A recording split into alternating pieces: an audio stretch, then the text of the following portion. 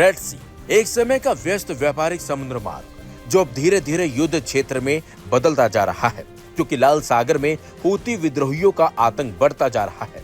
पिछले हफ्ते 2 जहाज इंटरनिटी सी और दूसरा मैजिक सीज पर हूतियों ने मिसाइल, ड्रोन और बोट हमले किए थे। इन हमलों ने जहाजों को डुबो दिया और कम से कम इसमें 4 नाविक भी मारे गए थे। हूतियों का दावा है कि ये हमले इजराइल के खिलाफ समर्थन में किए जा रहे हैं, लेकिन इन जहाजों का इजराइल से सीधा कोई लेना देना नहीं था। लेकिन हमलों के चलते वैश्विक व्यापार प्रभावित हो रहा है। जहाज अब अफ्रीका के Cape of Good Hope route से लंबा रास्ता अपना रहे हैं। इससे माल ढुलाई में देरी, बीमा प्रीमियम में वृद्धि और व्यापार घाटा सामने आ रहा है। तेल अवीव ने इसे एक वैश्विक समुद्री खतरा घोषित किया है। मीडिया रिपोर्ट्स के मुताबिक इजराइल हूती नियंत्रण वाले क्षेत्रों में सीरिया, लेबनान जैसी सर्जिकल स्ट्राइक की योजना फिर बना रहा है। ऐसे में सवाल यह है कि क्या इससे संकट सुलझेगा या फिर गहराएगा। जबकि अमेरिका ने पहले ही ऑपरेशन प्रॉस्पेरिटी गार्डियन के तहत नौसैनिक गश्ती शुरू कर दी है। यूरोपीय संघ भी ऑपरेशन एस्पाइड्स चला रहा है, लेकिन लगातार हमले ये दिखाते हैं कि ये उपाय अभी तक नाकाफी हैं। वहीं कुछ एक्सपर्ट्स का कहना है कि हूती हमले अब सिर्फ एक क्षेत्रीय संकट नहीं बल्कि अंतर्राष्ट्रीय समुद्री सुरक्षा पर एक खुला हमला है। अगर इन्हें रोका नहीं गया तो वैश्विक अर्थव्यवस्था पर बड़ा असर पड़ेगा। फिलहाल रेड सी में तनाव कम होता नहीं दिख रहा है। इजराइल और अमेरिका जैसे देश जवाबी कार्रवाई की तैयारी में हैं, और अगर ऐसा होता है तो ये संघर्ष और भी बड़ा रूप ले सकता है। फिलहाल रेड सी में बादल सिर्फ बारिश के नहीं है बल्कि युद्ध के मंडरा रहे हैं। Aim right, achieve big. At KR Mangalam University, we provide you the platform to turn your dreams into reality. At KR Mangalam University. बता दें आपको, अमेरिका ने दिसंबर 2023 में ही ऑपरेशन प्रॉस्पेरिटी गार्डियन लॉन्च किया था। इस मल्टीनेशनल ऑपरेशन में ब्रिटेन, फ्रांस, कनाडा और जापान जैसे देश शामिल हैं। इनका उद्देश्य है कि रेड सी में सुरक्षित नेविगेशन सुनिश्चित करना। वहीं यूरोपीय संघ भी ऑपरेशन एस्पाइड्स चला रहा है, जो निगरानी, स्क्वाड्रिंग और डिटेरेंस पर केंद्रित है। रेड सी के जरिए दुनिया के लगभग 15% समुद्री व्यापारिक जहाज गुजरते हैं। हर दिन लाखों बैरल तेल, गैस इस रास्ते से वैश्विक बाजार तक पहुंचते हैं। अगर ये रास्ता सुरक्षित नहीं रहा तो न केवल सप्लाई चेन बाधित होगी बल्कि दुनिया भर में ईंधन, खाद्य पदार्थ और टेक्नोलॉजी प्रोडक्ट्स की किल्लत और महंगाई बढ़ सकती है। अब सबसे बड़ा सवाल यह है कि क्या ये संघर्ष यमन से निकलकर एक व्यापक मध्य पूर्व युद्ध का रूप ले लेगा। इस सवाल का जवाब आने वाले कुछ हफ्तों में मिलेगा, लेकिन इतना तय है कि रेड सी अब सिर्फ व्यापार का रास्ता नहीं, एक नया युद्ध भूमि क्षेत्र बनता जा रहा है, क्योंकि हूती लगातार अब हमला जो कर रहे हैं उससे कहीं ना कहीं इजराइल को बड़ा झटका लग रहा है। और यही वजह है कि इजराइल लगातार अमेरिका से मदद मांग रहा है और वो ये कहना चाहता है कि उसे अब खुली छूट दी जाए कि वो हूतियों पर अटैक करना शुरू कर दे फिर से। मिडिल ईस्ट में तेजी से भू राजनीतिक समीकरण बदल रहे हैं, जिसने शांति तो नहीं लेकिन तनाव को ही जन्म दिया है।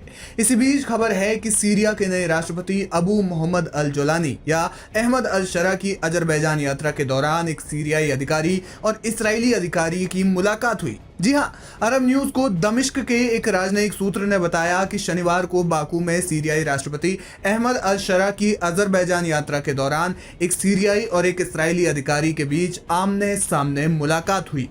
ऐसे में सवाल ये उठ रहा है कि पिछले महीने ईरान पर इस्राएल ने जो हमले किए, क्या इस बारे में सीरिया को जानकारी थी? क्या सीरिया के नए राष्ट्रपति जानते थे कि इस्राएल ईरान पर हमला करने वाला है? फिलहाल इस तरह के सिर्फ कयास ही लगाए जा रहे हैं, लेकिन सीरिया और इस्राएली अधिकारियों की मुलाकात दोनों देशों के लिए एक बड़ा कदम है, जो दशकों से एक दूसरे के विरोधी रहे हैं। ये मुलाकात तब हुई जब इस्राएल ने शुरू में अल शरा की सरकार को उनके अल-कायदा से पुराने संबंधों के कारण जिहादी मानकर ठंडा रवैया अपनाया था। सूत्र ने कहा, अल शरा की बाकू यात्रा के दौरान एक सीरियाई और एक इस्राएली अधिकारी के बीच मुलाकात हुई। गोपनीयता के कारण सूत्र ने नाम न बताने की शर्त रखी। इस्राएल अजरबैजान को हथियारों की आपूर्ति करने वाला प्रमुख देश है और उसकी वहां मजबूत राजनयिक उपस्थिति है, जो ईरान का पड़ोसी और इस्राएल का कट्टर दुश्मन है। सूत्र ने बताया कि अल शरा इस मुलाकात में शामिल नहीं थे, लेकिन इसमें दोनों देशों के वरिष्ठ अधिकारी शामिल थे और ये मुलाकात हाल की इस्राएली सैन्य उपस्थिति पर केंद्रित थी। सीरिया में लंबे समय तक शासक रहे बशर अल असद को 2024 दिसंबर में सत्ता से उखाड़ लिया गया। Aim right, achieve big. At KR Mangalam University, We provide you the platform to turn your dreams into reality at KR Mangalam University. इसके बाद इसराइल ने सीरिया में सैकड़ों हवाई हमले किए ताकि प्रमुख सैन्य संसाधन अल शरा के नेतृत्व वाली इस्लामवादी अंतरिम सरकार के हाथों में न जाए। साथ ही इसराइल ने रणनीतिक गोलान हाइट्स में यूएन पेट्रोल बफर जोन में सैनिक भेजे और गोलान हाइट्स का बचा खुचा हिस्सा भी कब्जे में ले लिया। अल शरा ने बार बार कहा कि सीरिया अपने पड़ोसियों के साथ संघर्ष नहीं चाहता और उसने अंतर्राष्ट्रीय समुदाय से इसराइल पर हमले रोकने के लिए दबाव डालने को कहा। उनकी सरकार ने हाल ही में पुष्टि की कि उसने 1974 के डिसएंगेजमेंट समझौते को बहाल करने के लिए इसराइल के साथ अप्रत्यक्ष संपर्क किया था। पिछले महीने इसराइल के विदेश मंत्री गिदोन सार ने कहा कि इसराइल सीरिया के साथ शांति और सामान्यीकरण समझौते करने में रुचि रखता है। हालांकि सीरियाई सरकार के एक सूत्र ने सरकारी मीडिया में कहा कि ऐसी बातें जल्दबाजी हैं, लेकिन इस हफ्ते लेबनान की यात्रा के दौरान अमेरिकी विशेष दूत टॉम बैरक ने कहा कि सीरिया और इसराइल के बीच बातचीत शुरू भी हो चुकी है। मई में रियाद में अल शरा से मुलाकात के बाद अमेरिकी राष्ट्रपति डोनाल्ड ट्रंप ने पत्रकारों से कहा कि उन्होंने उम्मीद जताई कि सीरिया अन्य अरब देशों की तरह इसराइल के साथ संबंध सामान्य करेगा। ऐसे में ये सवाल उठना लाजमी है कि पिछले महीने इसराइल ने ईरान पर जो हमले किए, क्या उस बारे में सीरिया को भी जानकारी थी? आपका क्या सोचना है, हमें कमेंट सेक्शन में जाकर जरूर बताएं।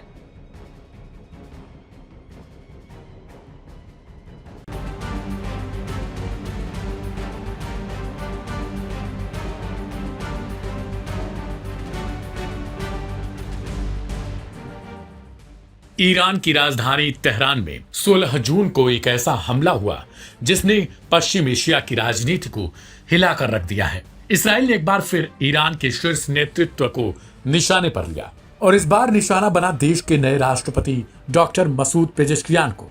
हमला उस वक्त हुआ जब राजधानी तेहरान के पश्चिमी हिस्से में स्थित एक सरकारी इमारत में ईरान की सर्वोच्च राष्ट्रीय सुरक्षा परिषद की बैठक चल रही थी। बैठक में देश के राष्ट्रपति डॉक्टर मसूद पेजेश्कियान, संसद अध्यक्ष, मुख्य न्यायाधीश और कई सैन्य व खुफिया अधिकारी मौजूद थे। कुल 6 मिसाइलों से इस्राएली सेना ने हमला किया। निशाना बनाया गया इमारत के एंट्री गेट और एग्जिट पॉइंट्स को, ताकि नेतृत्व अंदर फंस जाए, अफरा तफरी मचे और ईरान की राजनीतिक रीढ़ पर चोट पहुंचे। लेकिन इस्राएल की यह साजिश नाकाम हो गई।